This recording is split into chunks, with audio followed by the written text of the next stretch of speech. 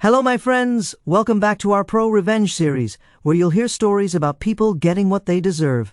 In this episode I've got 3 fantastic revenge stories. The first is about a wealthy man who hires a private investigator to tail his wife for 6 months, and it goes spectacularly wrong for him. In the second story, someone fed up with empty threats takes matters into her own hands against her ex-husband. I hope you stay for these stories today, and don't forget to hit that subscribe button for future revenge stories. Let's dive in. This first story is titled, "A Despicable Man Hires My Unit, Refuses to Pay, so I Help Ruin Him." This story is a bit long because I need to provide context for everything, so please bear with the explanation. First, a bit about my job. I'm a security officer with a private investigator certification, which allows me to take on investigation cases as long as they don't interfere with local police investigations. Any crimes I witness must be reported to the police immediately so they can make an arrest.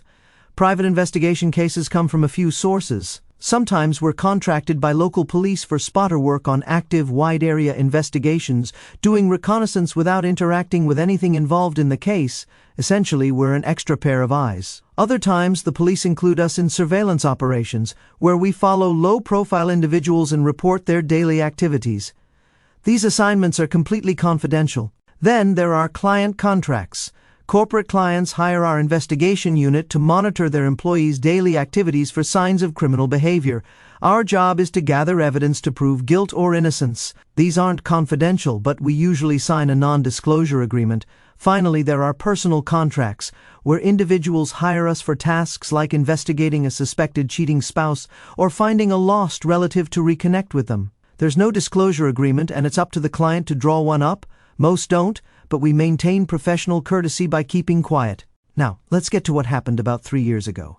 My unit, a 5-person team, was hired for a personal contract by a rich, sleazy snob who was outrageously wealthy. He believed his wife was cheating on him and wanted proof to start the divorce process with solid evidence.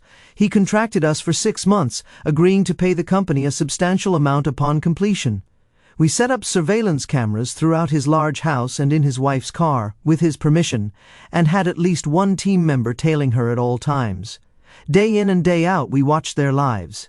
In this line of work, you either become detached or emotionally invested, like watching a soap opera. As we observed, we quickly saw that this woman was an absolute saint. She volunteered at a soup kitchen and a children's hospital, helped with local church canned food drives, and was the perfect example of a good human being. Her husband, on the other hand, was utterly deplorable. We caught him multiple times bringing women to his house, sometimes 2 or 3 in a single day, and that's just what we recorded at the house. At the 4-month mark, we presented our 3-quarter report during a 6-hour debrief, complete with video and audio evidence showing that his wife hadn't done anything wrong, aside from a few speeding tickets and double parking incidents. After the debrief, he looked stunned and said, "So, you didn't catch her cheating? Then what was the point of hiring you?" My boss, our captain, gave him a serious stare, the most intense and commanding look I've ever seen from him, and said, "You hired us to investigate your wife. Why are you unhappy that she's an honest and faithful woman?" The client was visibly annoyed, stood up, and grabbed his jacket. My captain added, "There are still 2 months on the contract. We'll keep tailing her and meet again when it's up to give you updates." The client snapped, "Don't bother. This is over. I'm ending it. Come when she's not home and get your equipment out." So, a week later, we did just that. Here's some context about how payment works. When contracts like this are made, a small portion is paid up front as a commission fee, and the rest is paid at the end of the contract's term, in this case, 6 months. The commission is divided among the private investigators as a bonus to our salary, which the company pays to sustain us through the contract. The remaining balance, paid by the client, is split into a completion cut for the investigators and a cut for the office. It's good money when done right. Fast forward to the next payday after the contract ended. My unit was called into the office for an emergency meeting about the contract. We learned that the client had pulled the funding and refused to pay for any of our work. We still got our base pay, but not the completion bonus, and we were all incredibly frustrated. We went to lunch and brainstormed how to get even. At first, we considered blackmailing him with the footage of his misdeeds, but that's unethical, and we're better than that. Then I remembered his wife. I reached out to her and set a date to sit down and explain everything. I showed her the videos and she cried for a good half hour. I think I shattered her world. I advised her to get a lawyer and gave her all the collected evidence along with my business card. Fast forward about 6 months, I was called into court because my company was suing the client for fraud, breach of contract, and unpaid dues. We won the case easily, as his lawyer's argument that we failed to deliver the result he wanted was invalid. We were hired to observe and report, not to deliver a specific outcome. So, we got paid in the end. The wife contacted me to thank me for the evidence. She used it to secure a divorce, getting his massive house, both cars, and a huge cash sum. The moral of the story? Don't try to cheat people who specialize in gathering evidence and reconnaissance. A lot of private messages and posts asked about the wife, so I followed up. I got in touch with her and we met at a local coffee shop yesterday. She was delighted to see me and introduced me to her new husband. She's been remarried for almost 2 years. Over coffee and casual chat, she shared her own petty revenge story. Take this with a grain of salt, as it's her account. She said the client's family demanded she return the house, claiming it was their ancestral home, and offered to buy it for $250,000. A realtor evaluated the house at $1.5 million. The family kept pressuring her over months, so she told them the realtor appraised it at $5 million. The next day, they bought it for $3.5 million in cash. As I was leaving, she grabbed my arm, smiled, and said, "Wait, I never got to say this, and I want to tell you thank you. You're a blessing that rescued me." She reached into her purse, and I thought she might offer money, so I raised my hand to stop her. She smiled, pulled out my old business card, and said she tried calling the company a year ago to thank me, but the number was disconnected. She added, "You were looking out for me when I needed it, and I wanted to keep you in my back pocket just in case." I updated her with my contact information and was invited, with my family, to their home for dinner on Friday. The icing on the cake came this morning.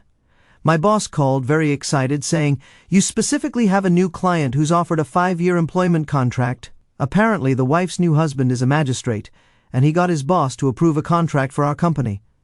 The unit I'll be running will take jobs directly from the court. Thanks to everyone who asked me to check on her, I went for coffee and a chat, gained a high-profile client, and secured a well-paying contract. All the client had to do was honor the contract and pay us for our work, and he could have avoided this mess. I'm glad things worked out this way. The wife deserves a far better husband than that deplorable man. Does anybody know how much he would have paid for 6 months of private investigation? The next story is titled, "Ex-Husband Tries to Bully Me with Custody Agreement, So I Played Dirty."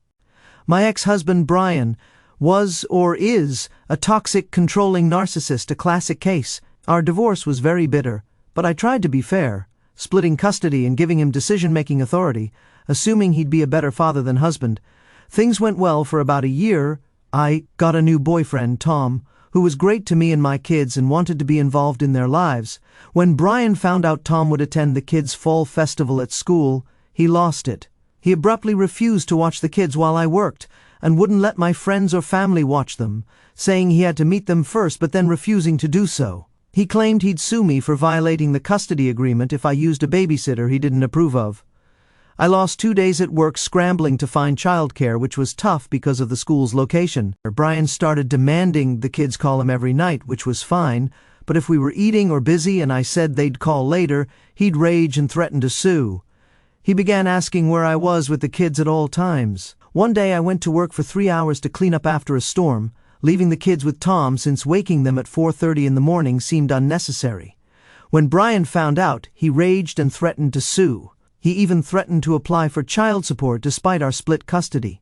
He complained about every little thing. He didn't bring the kids to their Christmas school play because Tom would be there, fought me over medical appointments, and refused to pay his share because he didn't agree to them, always threatening to sue. He wouldn't let me have the kids for birthday parties or sleepovers with friends or family, something we'd done without issue before.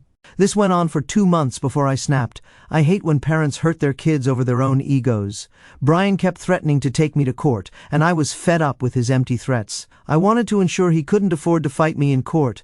I knew Brian was on food stamps because he claimed to pay his ex-wife rent. I messaged her asking if she was getting rent, and she said no. I sent that information to the Department of Children and Families, and they closed his food stamp case and sued him for fraud.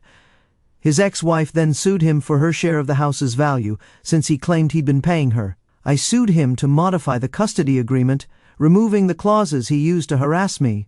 I had screenshots of every nasty message he sent, a letter from his lawyer stating he was looking for another job since I wasn't paying him, proving he could earn more if he tried for child support. I had medical records and receipts showing I'd paid for all the kids' health needs for the past year, records of things he said to the kids about me, and pictures of them looking neglected when I picked them up from his house. I also had receipts for everything I spent on the kids. He folded quickly. Now he can't harass me anymore and is still paying off his first ex-wife. Just wait until I get married one day and the kids officially have a stepfather. I'm pretty sure Brian's head might explode.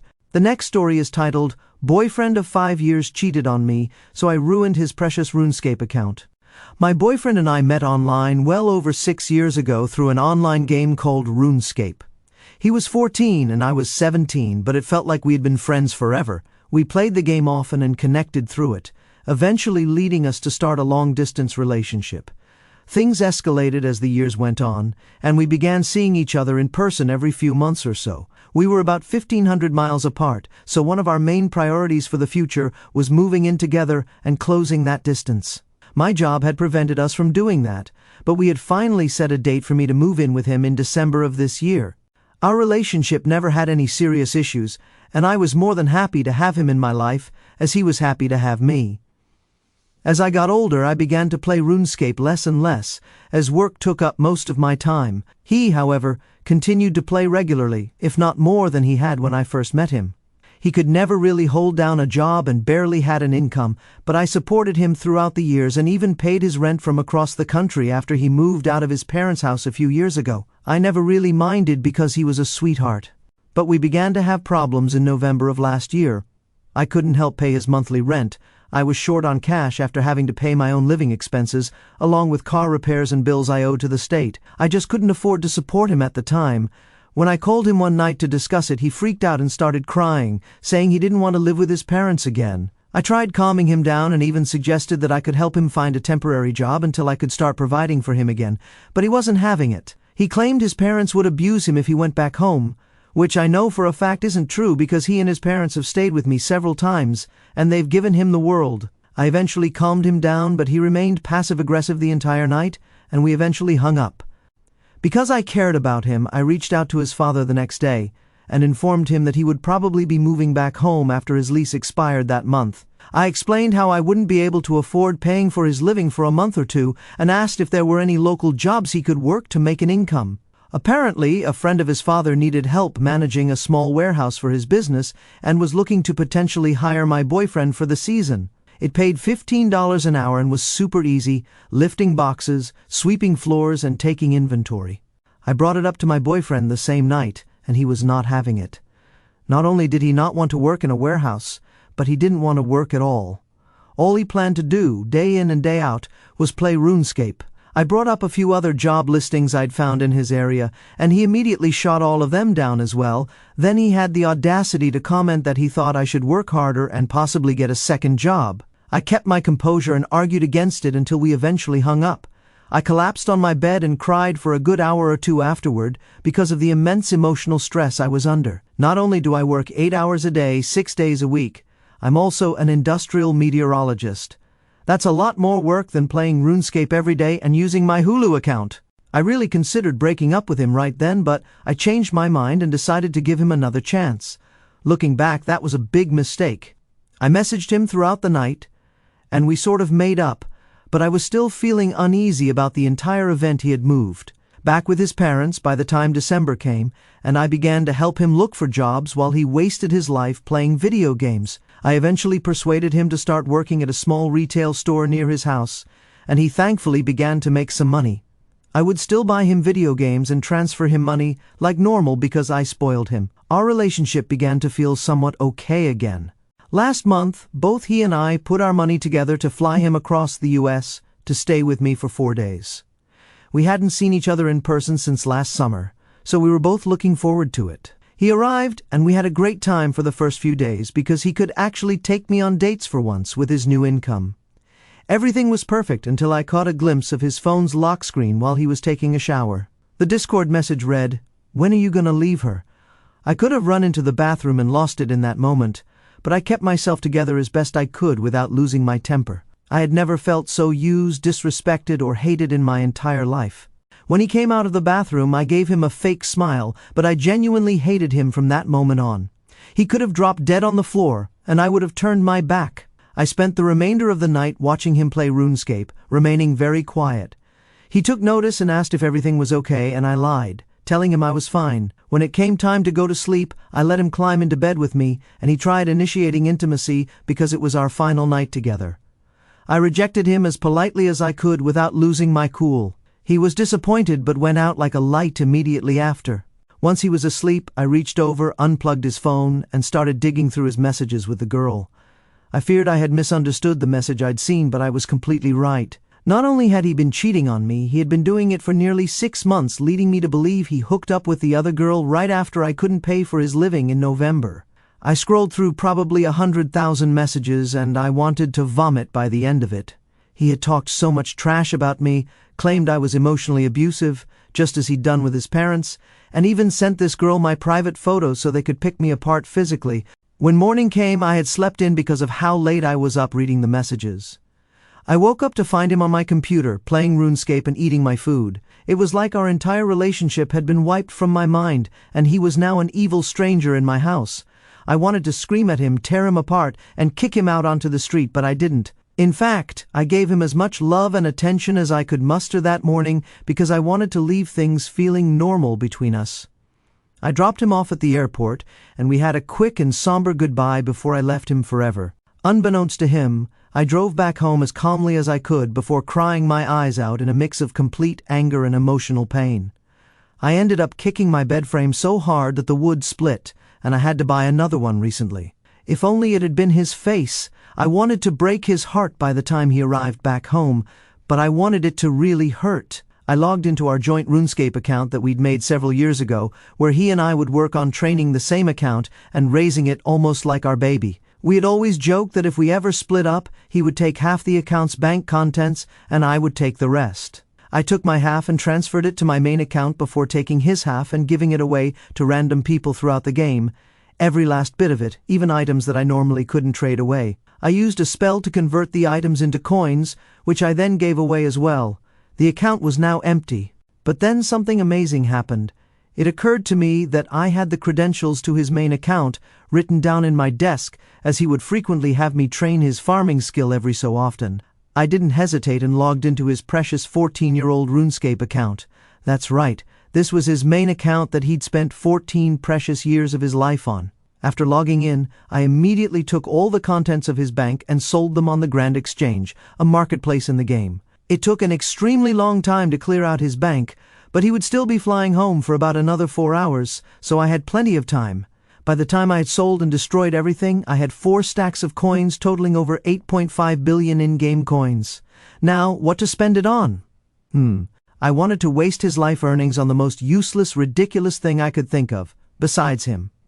I logged back into my main account to reach out to a friend of mine who collects massive stacks of burnt food in the game. For the unaware, burnt food in RuneScape has no use. You can't unburn it, you can't eat it, you can't even sell it on the Grand Exchange.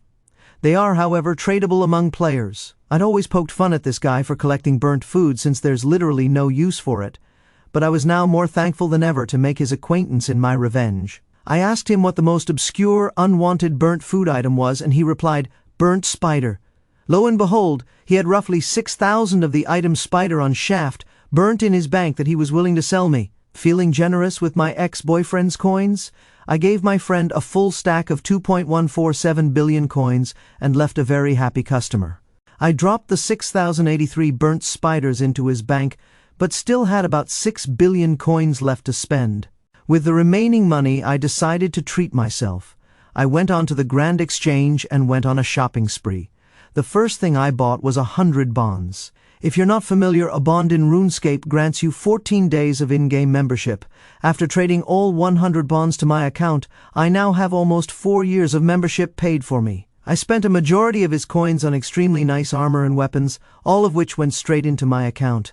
He still had about an extra billion, so I spent it on supplies I needed to level up an expensive skill of mine. By the end of the afternoon, he was left with a measly 150,000 coins in his bank, all of which I gave away to a guy cooking pizzas outside the exchange. Nothing was left, so I decided to pick up a pile of bones off the ground and leave it solely in his bank. It might sound petty, but I laughed for a while. Imagine spending 14 years of your life playing this game, collecting items, only to log in one day to see nothing but a pile of bones in your bank. Now I know what you're thinking. This is so cruel. You ruined the tens of thousands of hours he put into the game. Well, it was time he learned I can be a real jerk. On top of spending every last coin he ever made, I leveled his defense skill. This may not sound bad. In fact, it sounds like a good thing. I helped his account progress, right? Well, no. Unfortunately for my ex, he had what players commonly refer to as a pure account, meaning he never dared to level his defense skill from level 1 to keep the lowest defense stats but have the highest offensive stats. Well, not anymore. Have fun with your permanent level 6 defense. Cycling through hundreds of possible forms of revenge in my head, I settled on getting rid of his house. It's quite an achievement in RuneScape to have a nice house of your own. In fact, he had one of the nicest houses I'd ever seen in the game. To have built it, he must have spent well over a few billion coins. Too bad I disassembled it all in a matter of minutes, deleting it all into cyberspace with no insurance either.